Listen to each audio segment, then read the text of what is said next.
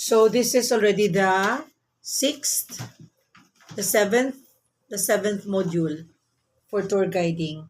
And this is about the 10 commandments of tour guiding, meaning these are the do's and don'ts, meaning these are the rules to follow when doing the tour guiding. For yesterday's module, we did the uh, advantages and we discussed the advantages and as well as the responsibilities of being a tour guide, no? So it's tour guiding. I'll just recap. Tour guiding is not just a stakeholder, or tour guide is not just a stakeholder of the tourism industry, but it is a profession as well. It is a very crucial job that you have so much accountabilities, no, when you become a tour guide. So now, just for us to be guided, we would like also to discuss the do's and don'ts, or the 10 commandments of tour guiding. Number one, very, very difficult. Smile.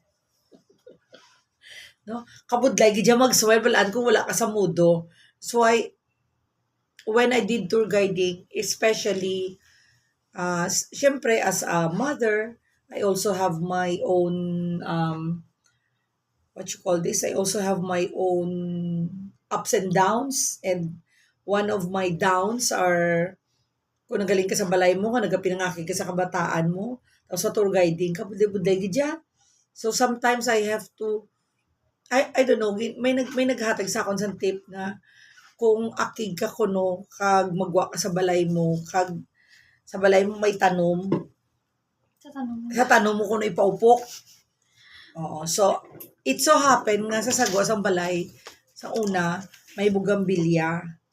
So, for some time, kada magwa ko ganit ang ulo ko, kinakusi ko ang bugambilya, bisan may tunok pa ina.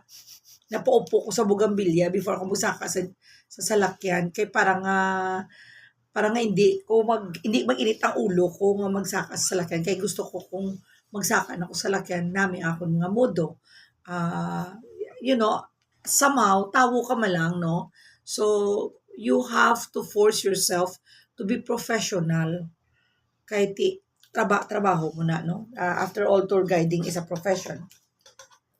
So just for me to smile, I have to do a lot of things, exercises, pati dala na dang breathe in, breathe out, just for you to just for you to get a smile, a real sincere smile. As the saying goes, smile and the world smiles with you. So there is nothing in the world that refreshes more than a cheerful smile. Philippines is being recognized in the whole world over for its friendliness and hospitality. So, and you may be the first and the last impression in a visitor's memory. Correct. Bala mo, kung magsugat ka diri sa airport, ikaw ang una makita. Pag magdulong ka na, ikaw man ang last. So, kinahanglan very, very impressive. Kinahanglan na, that's why ang smile mo, kinahanglan, as, di magig nga kinahanglan, contagious. No? Hindi lang gani, smile, kung kisa pati laugh ko. Ginatry ko kung kisa nga, it's also very contagious, or it's also very effective para nga madumduman nila na. And when I laugh sincerely. Amo na ang tawag na first impression last. Yes. Oh, yes. Ginatry ko gid nga sincere ako. Kung makadlaw ko wala ko yung pugong. Wala sang mga laugh sa mga rich, like Heart Evangelista. Wala sa Nelly mga Sipon. munaya. Na Mula tatlo lang gidya. Ito ka sarcastic. Oo. To kabudlay gid. When I laugh, I really laugh, and I laugh out loud. Na. So dapat amo lang gid na iya, no? For the first rule. The second is be patient. Oh. So these are really very important yet very difficult nga mga rules, no? bisan kung nagainit man ang ulo mo, how can you be patient? So dapat kinalan smile gid anay for you to be patient, and bisan ubusay sang pasensya, kinahanglan himon mo gid iya ka tour guide ka. You have to be open-minded, flexible, and ready for suggestion. More often than not, the people you are handling are on vacation while the persons they get in contact with are working. So, kabudlay nga sila gabakasyon kag ikaw yung nag-obra. So actually, hindi na ila sala Yeah. because they are paying you to work for them while they are supposed to enjoy. Oo. Di kaya magkambal nga, mayol nga kamo yung kanaga hiri-hi lang kamo da. Hindi man na ila sala. Kaya Home they are purpose. basically paying you for that. No? Number 3, be ready. So what can go wrong will really go wrong. Think and plan ahead. Tourist safety is a priority.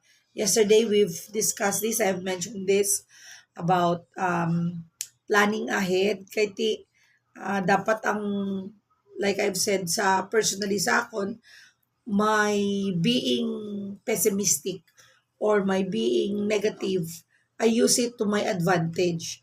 So I think of all the what ifs. What if malain na matabo? What if ang tanan nga what if nga malain ginapanumdum ko. So I can think of contingencies to prepare for that. What if maulan? So kinalan lista payong. Dapat ara sa listan ko payong. What if mainit? So, kinala may cold towels ako. No? Nalista ko na naman na da. What if, do budlay galito ang CR. So, kung sa gaubra pa lang ko itinerary, kinala ni isito, ito niya kinalan after panyaga, after an hour, dapat may restroom na. Kay, so liwaton ko itinerary. So, tanan nga what if at the start pa lang nga nagaubra ka pa lang sang imo itinerary, ginapanungdo mo ng tanan-tanan nga what if. So, para sa ako niya, I use all those negativity to my advantage. Because I think, what if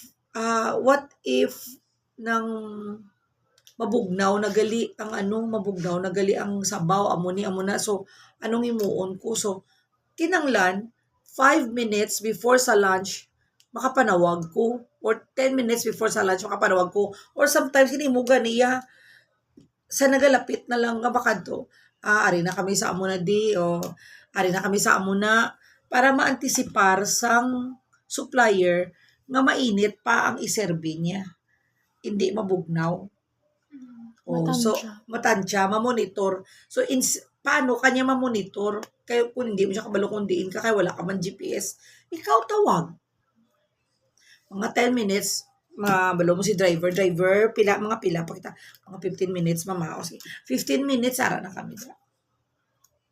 10 minutes, tawag ka naman. 5 minutes, tawag ka naman. Amo lang gidaya, patience gidya.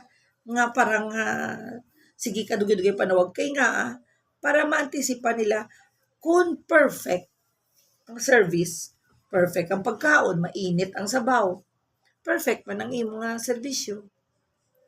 Kay kung bisan especially sa food, may mga problema sa mga like sa kwarto, abi sa gintulugan nila may mga problema like may mga nagclog, mga hinay tubig, mga kulang ang amuna sa kwarto. Sometimes na siya matabunan, maumpawan ang bisita kung namit ang pagkaon. Pero kung guba gani, pero kung laway ang pagkaon ate, magutman pa sila ate wala gid. Guba gid tanan, guba gid bilong adlaw nila.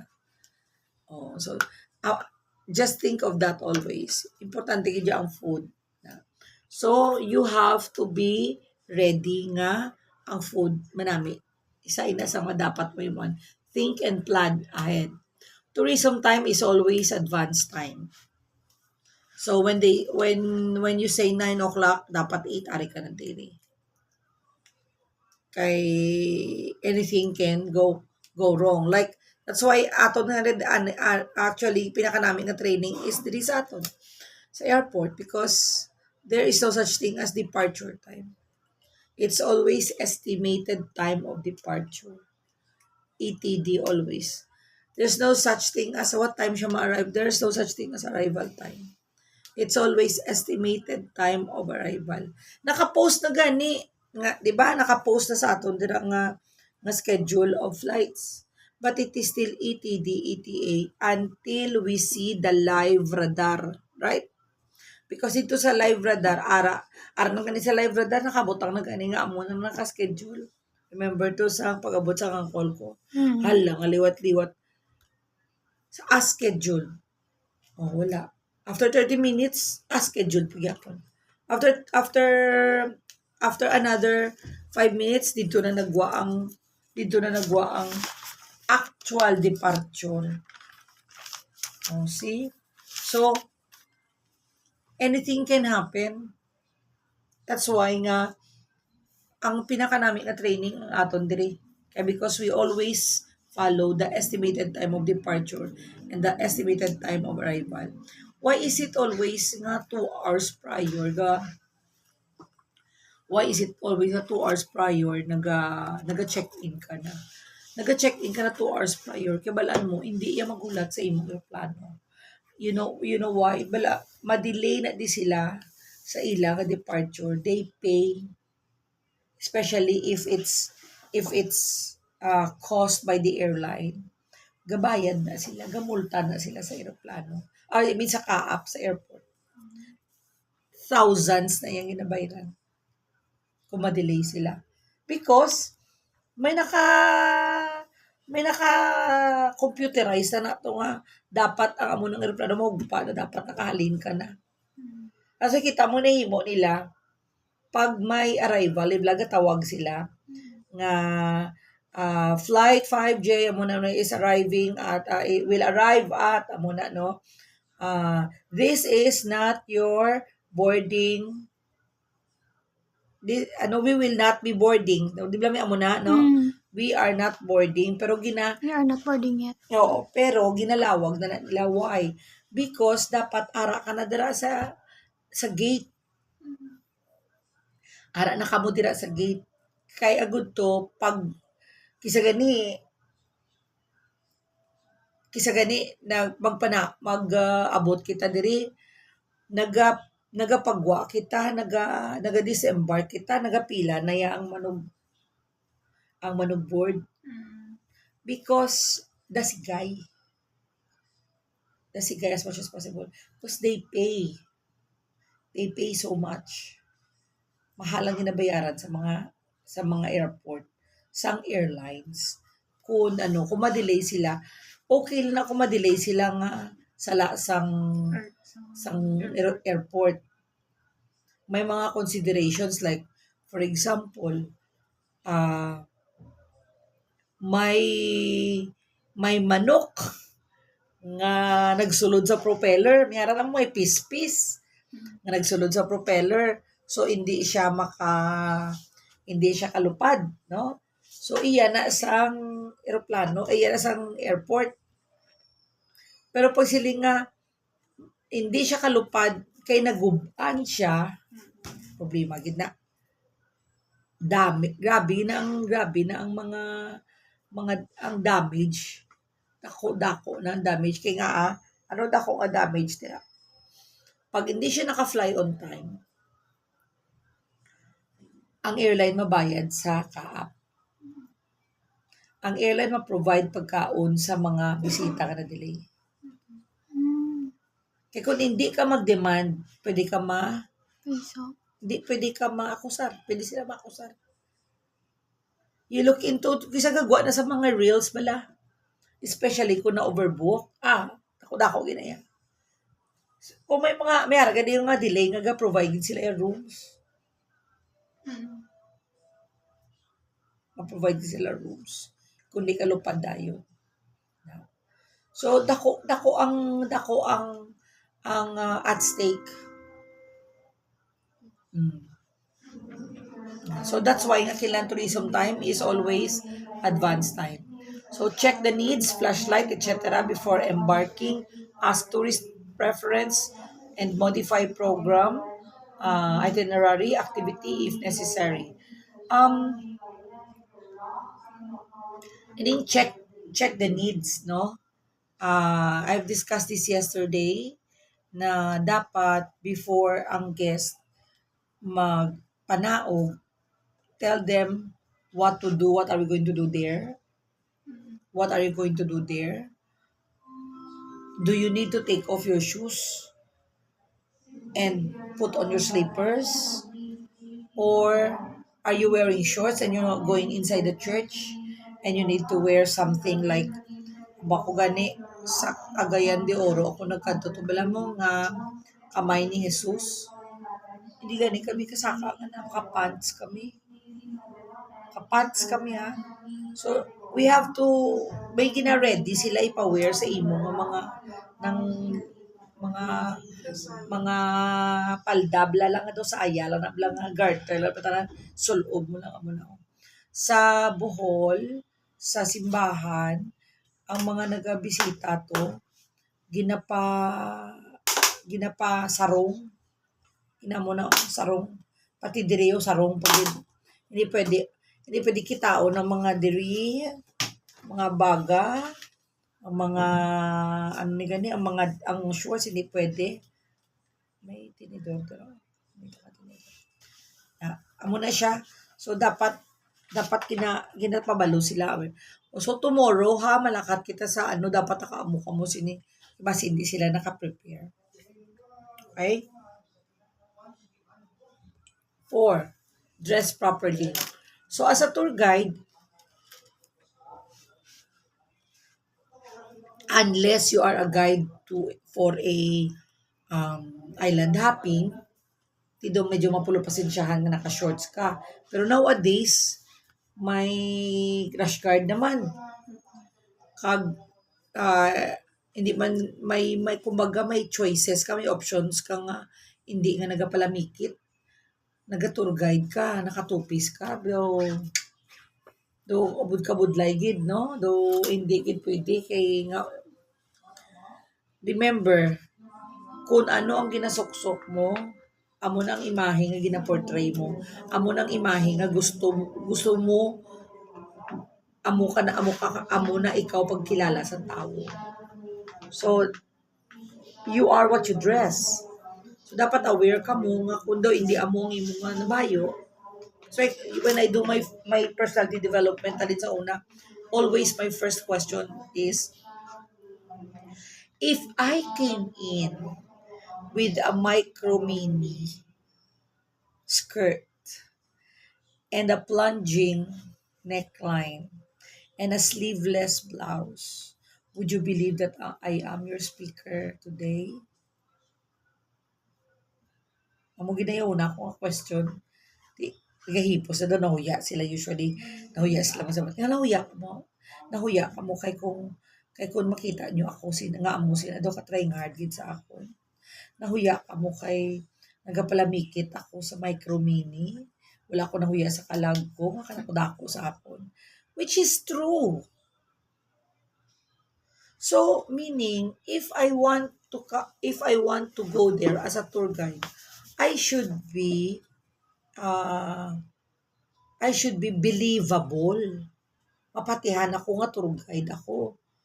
Di ko kisa gani gana over na ko gani kay nga do kadamo lang sa may nabitbit kung tour guide ko do bilog ka kabinet. Basically, amo na ang tour guide.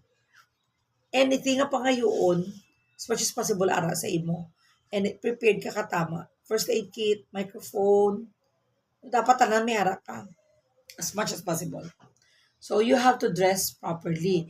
Nga hindi nga nag-dress ka sa naka tour guide ka tapos ang bag mo daw mo na nakadako. Ano makaigo dira? Ha? Cellphone. Cellphone gid kinanglan mo. Paano padra ka? Sang una gani gina-require gid kami ang mag-tour guide na gina-require gid kami nga may pito. And ako gabit-bit kita ako sa pito. Why? First and foremost, sa panumdum ko personal, especially kung nag-island hopping, kag tumaob, hindi ko kabalo mo lang mo eh. Diba si kung hindi ko kag kung masinggit ka, makainom ka tubig, malumos ka. So, maano imuon mo? Tanga ka lang kag ipagwaon mo ang kuwan sa pito, magpito ka, mabatian ka.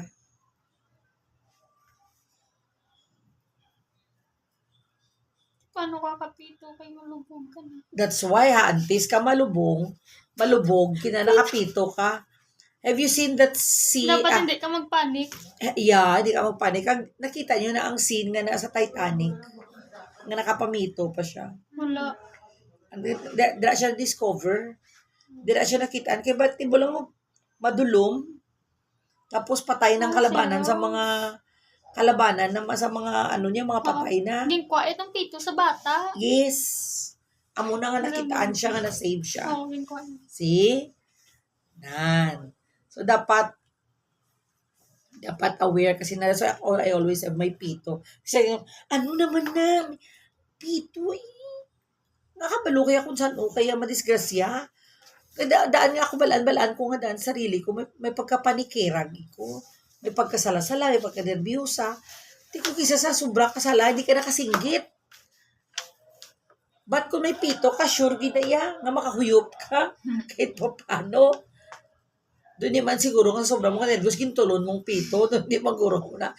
Pero makahuyop, gidya sa pito, for sure. So that, ginahimo ko na siya nga, part na siya sang akon nga uniform. Your ID is also part of your uniform. So, you should dress up properly. Nga daw nagkakabagay man. Tapos like, sa buhok, balaan mo nga ang bangs mo malaba-laba na. Tapos gidugay mo ginaamo na. Do feeling ko kung ako bigatulok sa imo, kung ako bimbisita sa kwano, kaso nag-inamo ng mga buhok mo kaya dugay ka nag-aamo sina. Do ako nakapoy. So might as well pongsoon mo pusikat ka para nga hindi ka mag-istorbo para intact ang imo buhok. Ba? Because that's part of your dressing up. It's part of your dressing up. Okay? Good grooming and a dress code should not only be applied in tour guiding but in the daily life as well. In tourism, being properly attired is of utmost importance. Appearance, suitability to the group and the trip, but avoid crude action. Crude, anong butis isang crude? Garapal. Avoid ang pagiging garapal. Okay? Be courteous. So no matter how upset or tired you may be courteous. It is very difficult to be angry with someone who is courteous. Correct? Bisan ano kawarang sangga pala nga tira. Sa dadula ang ilang baggage o naguba o ano. Di bala kung mahinahon ka, courteous ka lang. Di sila kapangakig mo. Pero kung nagapi na nga sila kag idugangan mo man taasan mo sa boses kay gusto mo i-prove na si Sino kagidya. Okay. Wala sa may matabo. Ba? Don't take sides. That's why first, pag may mga problema, always listen to both sides of the coin. No? Always see the both sides of the coin para maintindihan mo kung anong natabo. Never enforce your belief. Be tactful.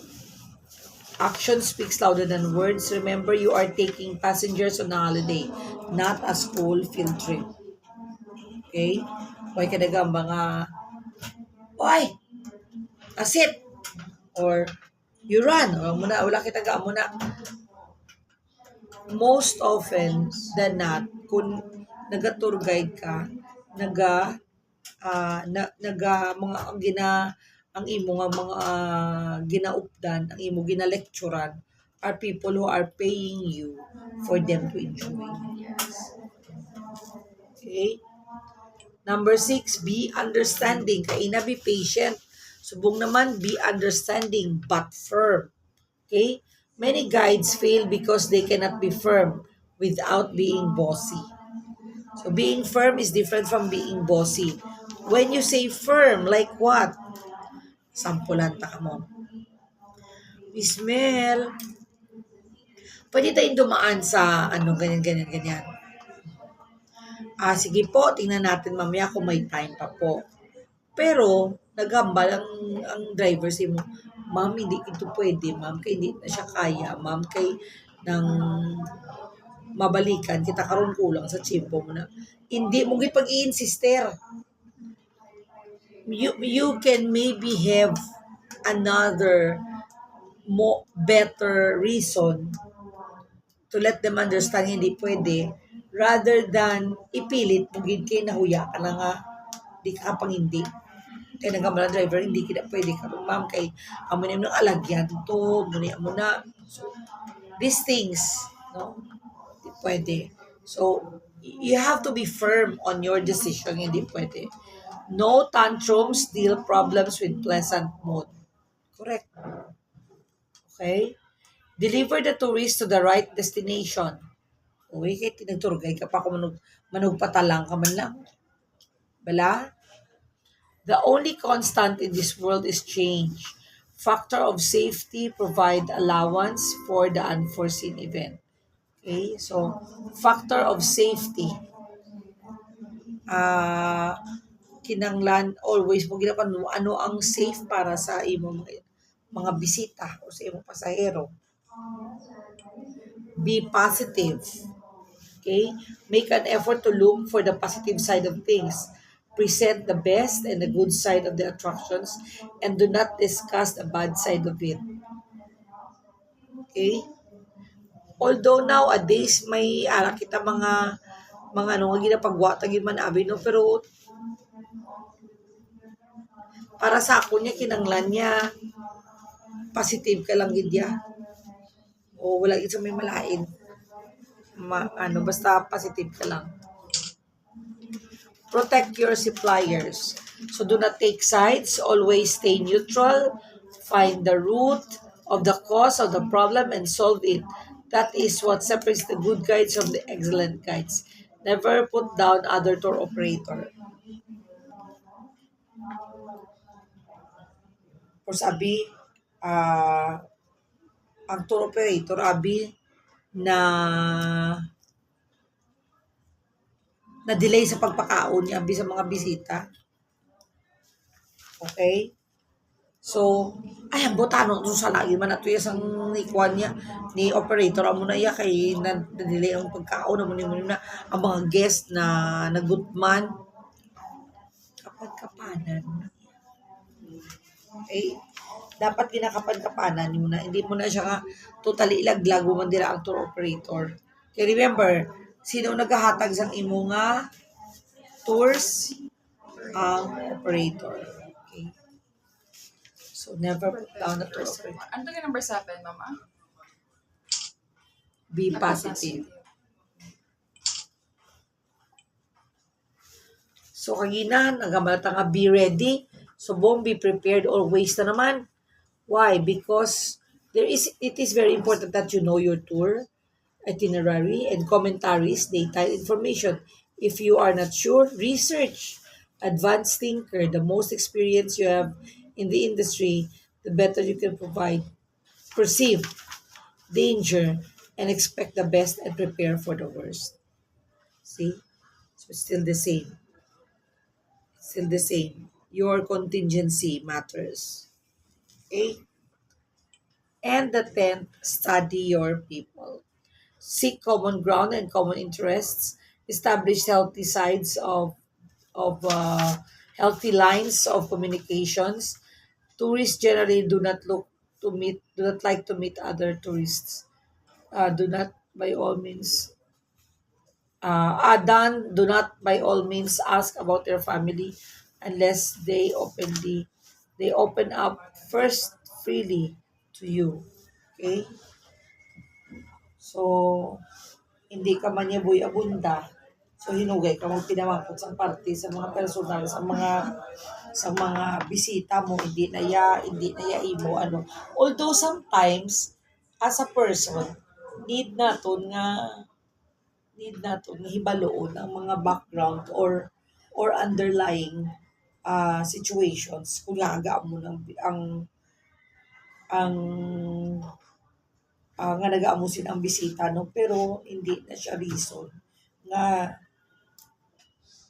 mangmarites kita. Alright? Remember, the tour guide is simpatico means appealing. Simpatico in Spanish is appealing. But simpatico in the tour guide's vocabulary means sincere, interested, mild-mannered, patient, um, alert, tactful, well-informed, cheerful, and open-minded.